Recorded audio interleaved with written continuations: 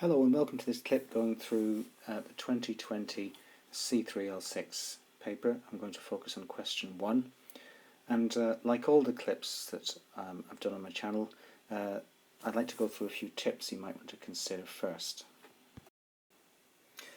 The first thing to remember is that the examiners at Cambridge University will know what you've been taught, because most A-level specifications in the first year and the second year for that matter are similar to one another. So what they want to see is, when you're faced with some new information, can you use what you've learned already to try to problem solve your way through it? That's what the paper's about, rather than trying to find out new things or remember lots of different facts. So in a sense, it's not really one you can go and do too much revision for. You can certainly practice some past papers to get a feel for the style of questions, but apart from that, you wouldn't be expected to go and have found out the knowledge in the same way that you might be expected to recall certain facts for an A-level paper. And good general practice means possibly laying out your steps and calculations so the marker can award marks for your method even if the final answer is wrong. And the use of correct units and significant figures where possible are encouraged. So this is the periodic table that you'll get when you do the paper, and it's always a good idea in your calculations to use the values here rather than ones you might recall from your own exam board's data sheet. The ones here are to a slightly higher level of precision. If you look at the number of decimal places, for example, they're to 2 decimal places, whereas many A-level ones are to 1 decimal places for the relative atomic mass. So what will happen first of all in any question on a Cambridge Chemistry Challenge paper, they'll give a little bit of context, they'll set the scene, in other words, so that you'll be able to see how the chemistry you're about to be tested on can be applied in real life. So the first part wants you to give the equation for the reaction of copper 2 oxide with benzene gas. And if you look closely in the information at the start, you'll see that everything you need to know is provided. So all you have to do now is construct an equation and balance it. So that puts the equation into sort of formulaic format. It's not quite balanced yet. So you can see quite clearly there's 6 carbon atoms, so 6 carbon dioxide molecules. There's 6 hydrogens, so there's 3 water molecules. And there's 15 oxygen atoms shared amongst the products, so 15 moles of copper oxide are needed in order to provide this, meaning you'd need 15 coppers on the right hand side as well. So when you calculate the relative molar mass of benzene, you have to use the C3L6 paper's own periodic table, the values. So that gives us 78.108 grams per mole for the molar mass of benzene. So by dividing 1 by 78.108, that gives us a calculator value which allows us to do 0.0128 moles in 3 significant figures.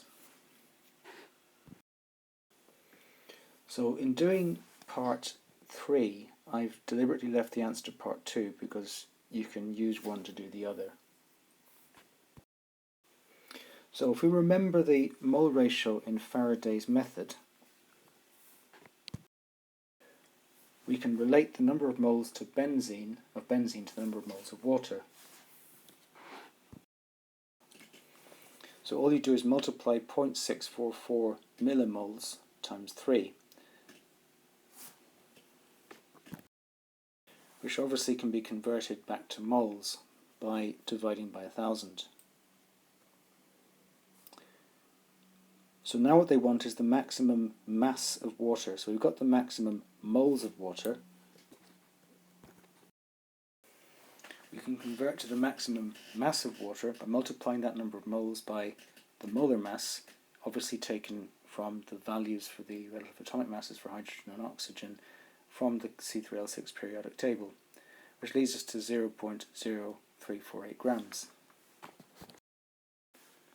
So for part 4, we have to go back to the equation and look at the number of moles of carbon dioxide made from 1 mole of benzene. So that gives us our mole ratio, and if we go back to our 0.644 millimoles of benzene, we can now work out how much millimoles of carbon dioxide we would get. I've just realised I need to just change that over to 3.864 millimoles, and now what we can do is convert that into moles, and then that allows us to use V equals 24N.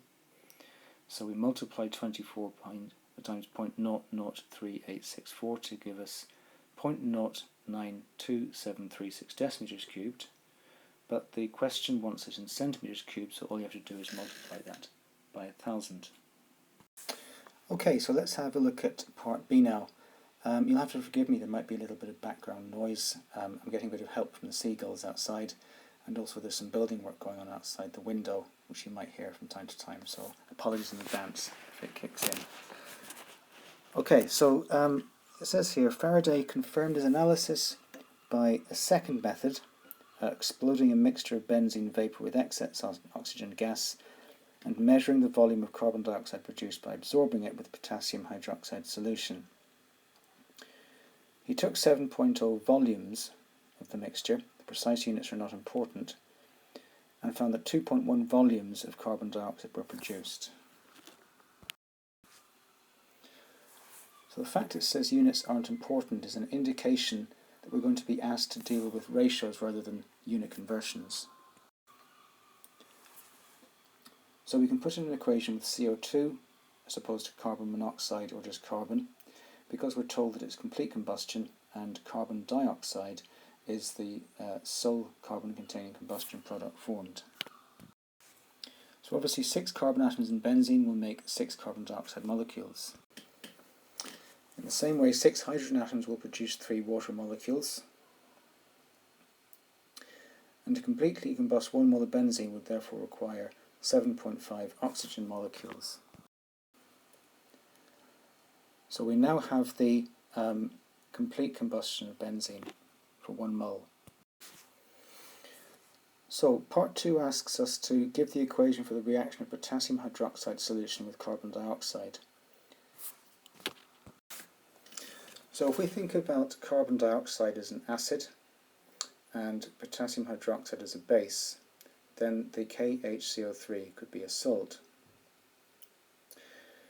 So this doesn't quite match the base plus acid giving us salt plus water, or even thinking about KOH as an alkali reacting with an acid giving us salt plus water. To sort this out, we need to think about how carbon dioxide would behave as an acid. It has to come into contact with water first. So what happens is CO2 reacts with H2O to make carbonic acid, H2CO3, which partially dissociates. So this happens in 2 stages in aqueous solution. So if you think about the first stage, that gives us the HCO3 minus ion, which can react with the potassium ion to make KHCO3. Or we can get an alternative version that is maybe a little bit more akin to the type of acid-base equation we're used to. Now it doesn't matter which of the 2 equations you use, both of them will get the mark for this particular part. So for part 3, or part III, we have to use the ratios from the combustion equation. So we know 1 volume of benzene will produce 6 volumes of CO2. So if we take 2.1 volumes of CO2 that the question tells us is produced, that must have come from 1/6 of that in terms of volumes and ratios, like we said we were going to be dealing with at the top of the page. So that's 0.35 volumes of benzene. So I'm going to make a bit of space to do part 4, leaving the answers to part 1 and part 3 there because we need to use them to work out the answer to part 4. Where it says to calculate how many volumes of oxygen gas were left after the combustion had taken place and the carbon dioxide and water had been removed.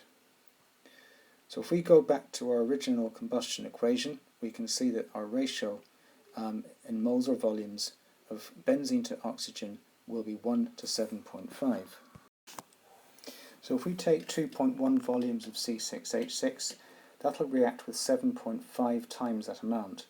So that gives us 2.625 volumes of oxygen.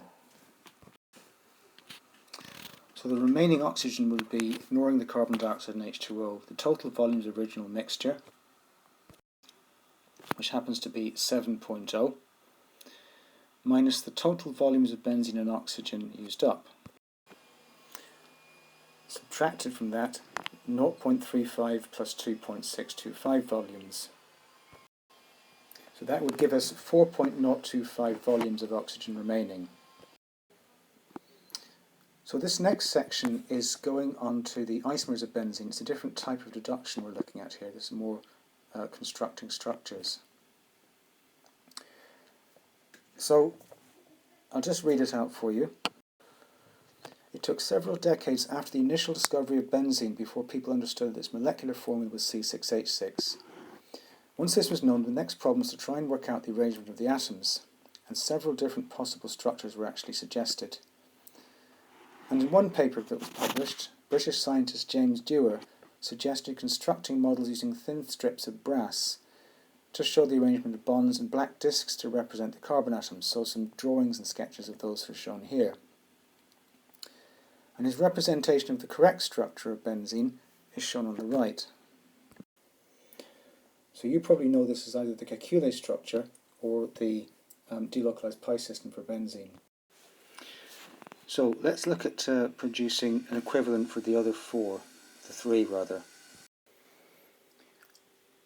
So these are the displayed models. They want the skeletal formulae.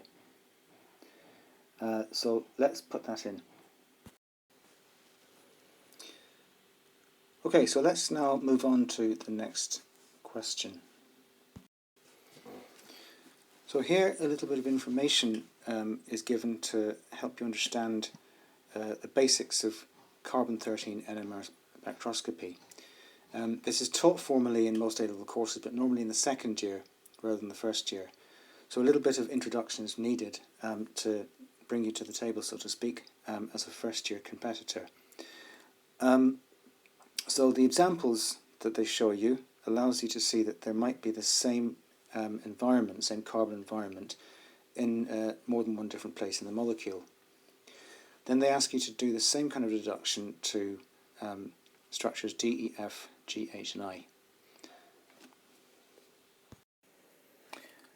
So you can see from structure D there are 3 peaks. So I'll quickly go and do the others for you as well.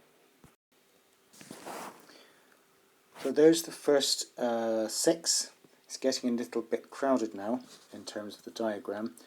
So I'm going to wipe off the annotations for D, E, F, G, H and I and then do J and K at the bottom. Okay, so there they are, and there's the complete list of the number of peaks each structure will have on the right hand side. Okay, moving on to the third section, which is looking at the historic structures. This is a little bit closely related to what you learn in A-level about the Kekule structure and the different models for benzene. And one of the things that is used as evidence to support the current model of benzene, which is in the top left-hand corner, is the idea of the enthalpy of hydrogenation. So there's some Hess's law work to be done for part E. So for the first part we need to do the standard enthalpy change of formation of benzene, and it's a benzene as a gas. So we need to think about how we're going to do that. We need to think about the meaning of standard enthalpy of formation. It's the formation of 1 mole of a of a substance from its constituent elements in their standard states. Now normally the substance itself would be in its standard state, which for benzene would be liquid, but they're telling you here that they want the standard enthalpy of formation of benzene vapor. Okay, so we now need to construct a Hess cycle for this, because we're working on the assumption that it can't be worked out directly. So we're provided with some data on the left hand side. Okay, starting with the combustion products, we can see that it's obviously going to be an enthalpy of combustion type Hess cycle. We're doing this because obviously the formation enthalpy that's provided is for CO2 and for H2O, which is the equivalent of the combustion of carbon and hydrogen. So putting in the numbers in kilojoules per mole and indirect route, we can come up with an expression for this by basically adding everything up as we go around, reversing the sign as we need to, ending up with 82.60 kilojoules per mole to the -1, which is 4 sig figs because of the -3301, the -393.5 and the -285.8, e.g. they're all in 4 significant figures, as you can see from the table. So in the second part of part E, they want us to compare the enthalpy of combustion for Dewar benzene with that for normal benzene. So it says that Dewar benzene is 252 kilojoules per mole higher in energy than normal benzene. So that means 252 kilojoules per mole more energy is released by the combustion of Dewar benzene. So that gives us -3550 kilojoules per mole to the -1 as the enthalpy of combustion for Dewar benzene. Okay, so let's move on to part F. So in the first one it's quite straightforward. They want the 3 positional isomers of dichlorobenzene. If we number the positions, you can see where the names come from. And we can do the same for part 2 as well. I haven't named them because they're not asking us to name them at this point. And then it says, initially Dewar benzene was considered as a planar structure, so they want you to draw all the positional isomers for planar dichloro-Dewar benzene. So the first possibility is 3 isomers with 1 chlorine that's not on a carbon-carbon double bond, or 1 chlorine that is on a carbon-carbon double bond. And these are the 3 isomers where you have 2 chlorines, both of them on carbon-carbon double bonds. So on the previous page, possible 3D structures for Dewar benzene isomers were introduced. On this page, it talks about the 3-dimensional structure, meaning it's possible to get optical isomers of both disubstituted Dewar benzene and of disubstituted prismane. So optical isomers are a A2 idea, and basically they mean that the 2 isomers rather, are mirror images of each other, but you can't superimpose them on top of one another. So that means that one optical isomer can't fit exactly into the space occupied by the other. So it says your hands are also non-superimposable mirror images. I'll take a picture of my hands to illustrate. So if you look at my hands in the top photo, you can see that they're obviously mirror images. If you look in the bottom picture, I can't stack one on top of the other, so they're non-superimposable. So you can try this for yourself to convince yourself if you need to. So part G, not just part I, but also part 2 and part 3 and part 4, requires some visualizing. So to try and show you how to think your way through this, I'm going to make a model of each of these and then film myself kind of rotating the model so you can think about it in your head. Example is L can be rotated to become R. In the same way, N can be rotated for 90 degrees to become M. And in a similar way, P can rotate in order to become S.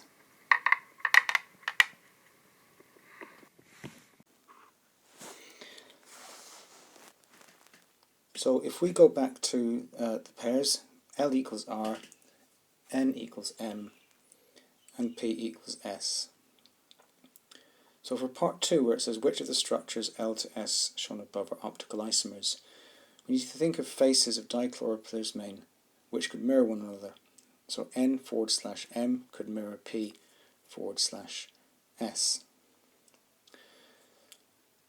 So for part 3, there are 4 structures. There's the 2 optical isomers that we've already come up with. There's a structure that's the same as another, but it's not an optical isomer, but that's L or R. And then there's a structure that hasn't fit into either category so far, which is a Q. For the pairs of optical isomers that exist for 3-dimensional dichloro or Dewar benzene, we go back to our 6 isomers we came up with earlier, and within that set there are 3 pairings that actually are mirror images of one another and therefore can be considered optical isomers. So for part H, it says a solution of Dewar benzene at room temperature spontaneously converts into normal benzene with a half-life of about 2 days, meaning every couple of days half of whatever Dewar benzene is left has been converted to normal benzene. And it says taking the half-life to be exactly 2 days, how many days would it take a sample of Dewar benzene to convert to 99% normal benzene? There's 2 different ways you could do this.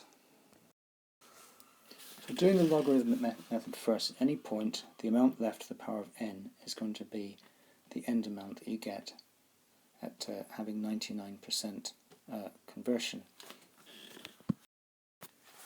So we're working on n being the number of half-lives, and we're working on 0.5 being the proportion that's left after each half-life. So if there's 50% left, or 0.5 of the original amount, or the previous amount left, to the power of the number of half-lives, that'll give us our final amount, which is 0.01. Now the unknown here is the number of half-lives, so we have to try and get rid of that unknown. So we can take logs to do that. So to try and isolate the number of half-lives, we know what one half-life is, so we're looking for the time it takes. So we want the number of half-lives, so we take the final amount of Dewar benzene as a proportion of the original and log that, and divide that by the proportion of the previous amount left after each half-life has elapsed, which is 0.5. So we need to make log 0.01 a minus figure because it comes out as 2, positive 2, and we're dividing that by log 0.5, which is a minus figure from the calculator, so we want the time value to be positive. So that gives us 6.644 half-lives, multiplied by 2 to give you the number of days, which is 13.288 days. So doing the linear method, to get to 0.5 of the original amount takes 2 days. So if we keep dividing by half, we'll eventually reach a figure that is roughly 0.01 of the original amount of Dewar benzene.